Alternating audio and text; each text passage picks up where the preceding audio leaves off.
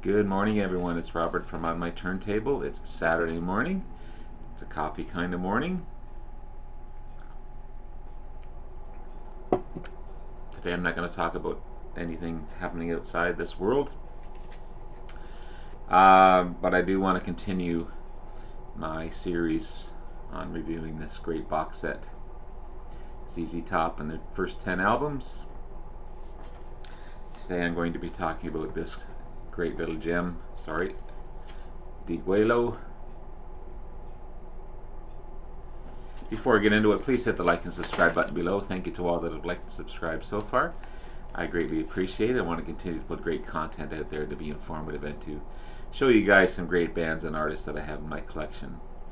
And I've been joined by my buddy Max, and Sally is over in the corner. They get along pretty well. Mimi likes to bug her every once in a while, but bug Sally. But Mimi's on the other couch over there, so the family's together. So just reviewing, I ranked this one a 10 out of 10. Rio Grande Mud, a 10 out of 10. Tres Hombres, a 9 out of 10. Fandango, a 9 out of 10 as well. And Teja, an 8 out of 10. Didn't find it quite as good as the other ones, but if you add them all together, that was about 9.2%, something like that. So we'll see how Deguello ranks.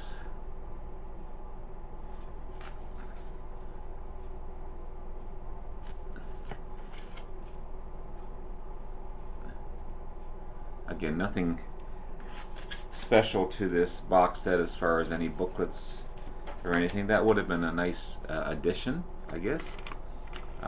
Little something to read up on the band.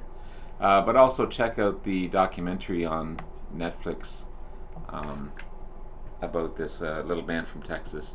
It's a great documentary. It basically starts off from their first album, goes right up to Eliminator, pretty much. But Eliminator is down the road. There's a couple more albums to go before I hit Eliminator. But Deguello itself is a 6th studio album by the band, released in 1979. Deguello itself, the word means decapitation or no surrender, a fight to the death in Spanish. Different meanings apparently according to how you put it in a word or a sentence. The album itself went platinum not too long after its release. It says here the album was made after a long break, so I'm assuming because in the documentary it talks about them taking a break. Frank Beard was heavily into drugs, needed to be he needed basically a good clean out. So he took a break, and it started off to be a few months, then it went on to I think a couple of years. Meanwhile, Dusty Hill took off somewhere to discover himself, and Billy Gibbons went off to discover himself as well. They traveled all over the place, came back, and that started their long beards. If I'm linking this time frame, this break, into that, it sounds right. So they both came back without knowing it with super long beards, and that became their trademark. So it's probably one of their best albums since Tres Hombres. It's a harder and deeper album, well produced and well written as well. A lot of humor still. They continue with a lot of humor. And of course, with the songs "I'm Bad," "I'm Nationwide," and "Thank You," it's a more funkier sound as well. And the band was gelling again, continue to reinvent themselves. And as of that aspect of reinventing itself, it became an important album for the band after that long break. And they were more rejuvenated and wanting to make better sounding albums, and it would continue on and continue on in their later albums as well. So I guess circumstances like drugs and that type of thing. Frank Beard is clean as far as I know, but maybe it was a timely thing that could just continue to evolve and make this band the great band that it is. Yeah, one of the most important bands out there. So it starts off with Thank You.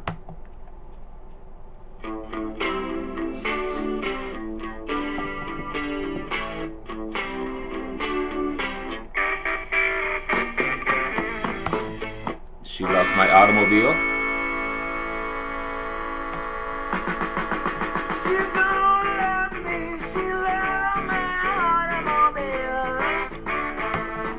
I'm Bad, I'm Nationwide. Big hit for the band.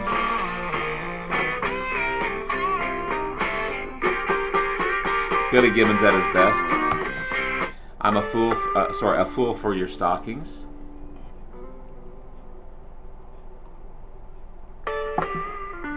Pretty funky song in its own.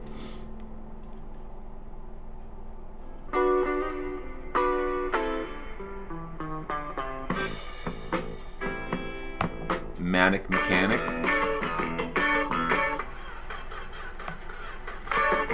Not one of my favorite tunes.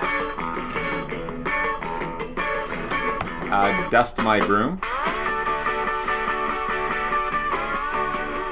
Old blues classic.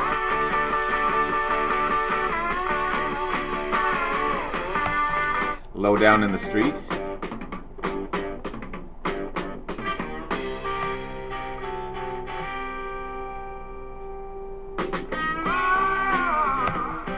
Hi-Fi Mama, sung by Dusty Hill.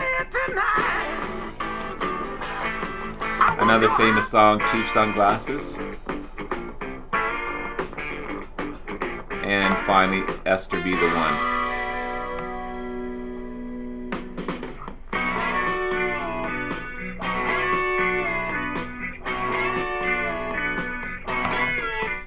So, with some great songs, I Thank You, She Loves My Automobile, I'm Bad, I'm Nationwide, Fool for Your Stockings,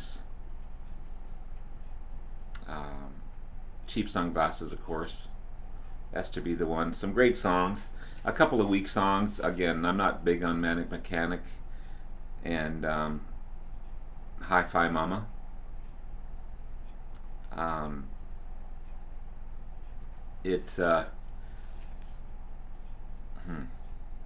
I'd still give it a 9 out of 10, just because of the sound, how tight they are.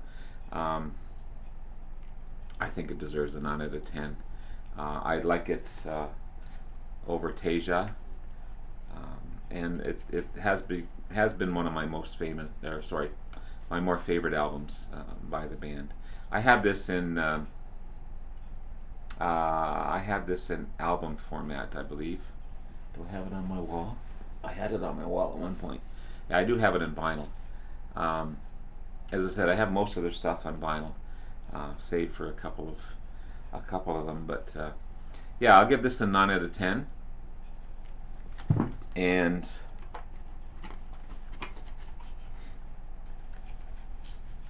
next, coming up, we're getting closer to Eliminator, but I'll be looking at El Loco and see how that's ranked. Again, please hit the like and subscribe button below. Thank you to all that have liked and subscribed. I greatly appreciate it. Max and I greatly appreciate all your comments, and just want to continue to put great content out there. So have yourself a wonderful day. Be safe if you have to go out, and we'll talk to you again soon. Take care. Bye bye.